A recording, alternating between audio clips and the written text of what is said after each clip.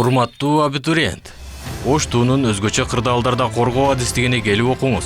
Адистиктин максаты тынчтык жана согуш мезгилинде Кыргыз Республикасынын калкын, материалдык жана маданий баалуулуктарын, аймагын өзгөчө кырдаалдардан коргоого даярдоо жана коргоо. Куткаруучу ата мекенге, элге, жерге, айлана чөйрөгө, өзүңүзгө пайдалуу кесип.